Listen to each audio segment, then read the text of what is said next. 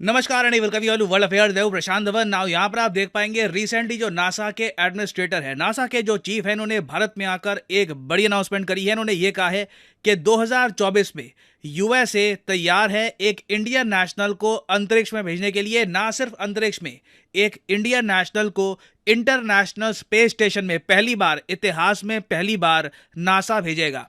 उसके अलावा इन्होंने ये भी कहा है कि दोनों देश तैयार है कि पहले क्वार्टर में, मतलब कि 2024 के पहले 3 महीने में, जो निसार सैटेलाइट है जो यूएस और इंडिया दोनों ने मिलकर बनाई है, ये भी इंडिया लॉन्च करेगा। और साथ ही साथ यूएसए ने एक बड़ी अनाउंसमेंट ये भी करी है कि इंडिया का जो खुद का space station eventually India build करेगा, उसमें भी यूएस इंडिया का साथ देने को तैयार है। US ready to help India build its own space station. तो डिस्कस करते हैं इस टॉपिक को इन डेप्थ। बहुत कुछ यहां पे आपको जानने को मिलेगा, मगर आगे बढ़ने से पहले आपसे पूछूंगा एक क्वेश्चन यह है कि 2023 का बुकर प्राइज किसे मिला है? यह है यहाँ पे आपकी options: Paul Lynch, Jeffrey Archer, Nicholas Sparks या फिर सलमान रुश्दी। बहुत न्यूज में है ये टॉपिक, पता होना चाहिए आपको इसके बारे में।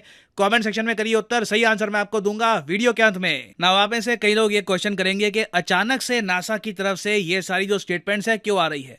वेल, रिसेंटली नासा के जो एडमिनिस्ट्रेटर है, ना एडमिनिस्ट्रेटर का मतलब होता है कि नासा के चीफ हेड आप कह लीजिए नासा के, तो नासा के जो 14th एडमिन है ये है बिल नेल्सन। ये रिसेंटली 2 कंट्रीज के टूर पे गए। पहला देश यूनाइटेड अरब एमिरेट्स और दूसरा देश इंडिया। यूएई का टूर आप कह लीजिए इतना इंपैक्टफुल था नहीं, कुछ ज्यादा अनाउंसमेंट वहां पर नहीं हुई। इंडिया की जो इनकी विजिट है ये बहुत ही इंपॉर्टेंट है। यहाँ पे आप देख पाएंगे इन्होंने ट्वीट करी है, touch down in India, ready to embark on a week of engaging meetings. 1 हफ्ते तक ये भारत में रहेंगे, मेजर अनाउंसमेंट्स करेंगे, मोदी जी से मिलेंगे मोस्ट प्रोबेबली, और स्पेस में इंडिया और यूएस मिलकर आगे कैसे बढ़ सकते हैं इस पर डिस्कशन किया जाएगा। और यहाँ पे आप देख पाएंगे जो यूएसए के एम्बेसडर हैं टू इंडिया, एरिक गारसेती, ये वेलकम कर रहे हैं नासा के एडमिन का। और इसी दौरान इन्होंने ये बड़ी स्टेटमेंट दी है कि USA will send an Indian to the international space station. Now आपको याद होगा आज से कई महीने पहले मैंने एक वीडियो बनाई थी जिसपे मैंने आपको बताया था कि इवेंचुअली ये आपको देखने को मिलेगा। और यहाँ पे आप देख पाएंगे ये वीडियो करीब 5 महीने पुरानी वीडियो है। इसका टाइटल है India to sign Artemis accord. और इस वीडियो में मैंने आपको बताया था करीब 9:20 के आसपास, यहाँ पे आप देख पाएंगे इंडिया और यूएस ने अनाउंस किया है कि एक जॉइंट एस्ट्रोनॉट मिशन लॉन्च किया जाएगा to the international space station. और उसके अलावा व्हाइट हाउस ने भी इससे रिलेटेड एक प्रॉपर नोटिफिकेशन इशू करी थी। तो ये एक मेजर अनाउंसमेंट थी इंडिया और यूएसए की। और अब हम देख रहे हैं कि नासा ने इस पर काम करना भी स्टार्ट कर दिया है। नाउ मेरे हिसाब से ये ड्यू था इंडिया का इंटरनेशनल स्पेस स्टेशन पे जाना। It was bound to happen, क्योंकि अगर मैं आपको इंटरनेशनल स्पेस स्टेशन के बारे में थोड़ा बहुत बताऊं ना, इधर आप देख पाएंगे ये है आपके सामने द इंटरनेशनल स्पेस स्टेशन। ये धरती के सरफेस से 400 किलोमीटर की ऊंचाई पे आपको मिलेगा, इतना दूर नहीं है अर्थ से। यहाँ पे आप देख पाएंगे, अगर मैं इस पर जूम इन करूं तो ये आपके सामने है the international space station. $100 billion लगे इसको बनाने में। यूएस, रशिया, जापान समेत कई कंट्रीज का योगदान था, तो जाकर इंटरनेशनल स्पेस स्टेशन बनके तैयार हुआ। और देखो, हालांकि इस स्पेस स्टेशन को बनाने में कई कंट्रीज का योगदान नहीं था, मगर यूएसए के साथ स्पेस कोऑपरेशन के अंडर ना कई कंट्रीज के एस्ट्रोनॉट्स हैं जिन्हें यूएसए ने इंटरनेशनल स्पेस स्टेशन में पहुंचाया है। ये कंट्री के लिए आप कह सकते हैं काफी प्राइड की बात होती है। अगर आपको लिस्ट दिखाऊं ना, आपको अजीब लगेगा कि इस सब में इंडिया इतना पीछे कैसे रह गया। यहाँ पर आप देख सकते हैं ये है लिस्ट ऑल विजिटर्स की बाय नेशनलिटी जो इंटरनेशनल स्पेस स्टेशन जा चुके हैं।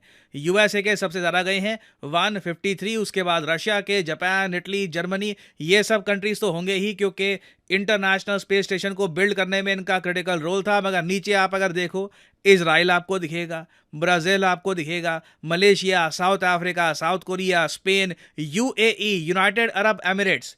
आई मीन ये सब कंट्रीज भी हमसे इस मामले में थोड़ी सी आगे थी। अब हालांकि आप ये भी कह सकते हैं हमने कभी इंटरनेशनल स्पेस स्टेशन में जाने को ना इतनी प्राथमिकता दी नहीं है।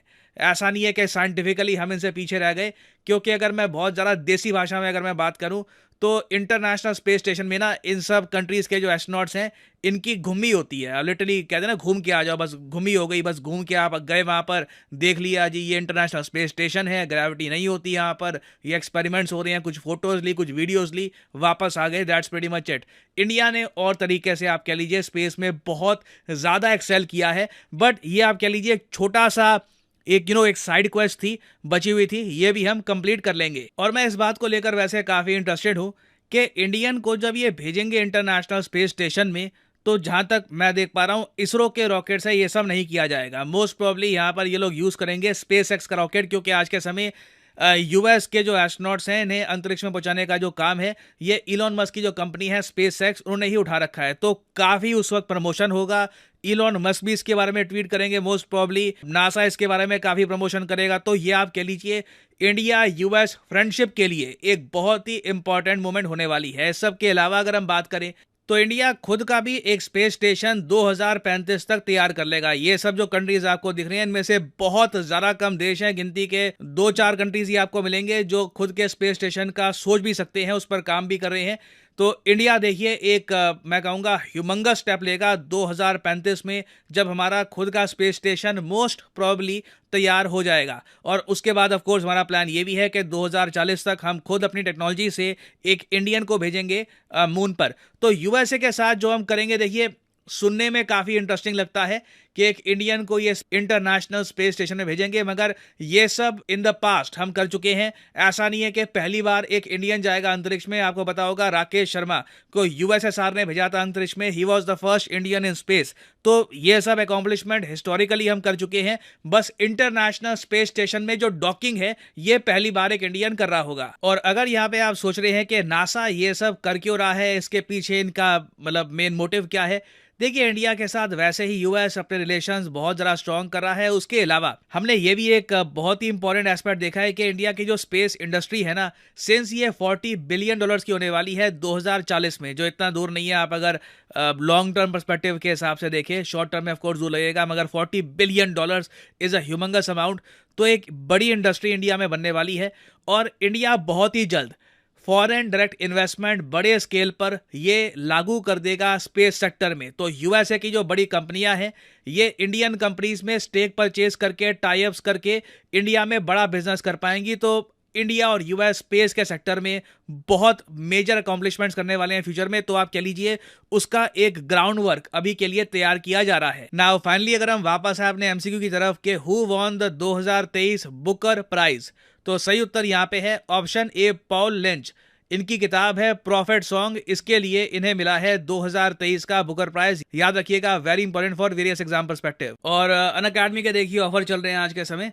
ये जो ऑफर्स हैं इनको आप यूज कर सकते हैं टू गेट डिस्काउंट। तो कमेंट सेक्शन में लिंक आपको मिल जाएंगे, आप यहाँ पर कोर्स ओपन करके you can use the code PD10 और आपको डिस्काउंट मिल जाएगा। और जो सेल्स टाइम टू टाइम आती रहती है इनका भी आप लाभ उठा पाएंगे। So this is the end of the video, thanks for listening and as always may the gods watch over you.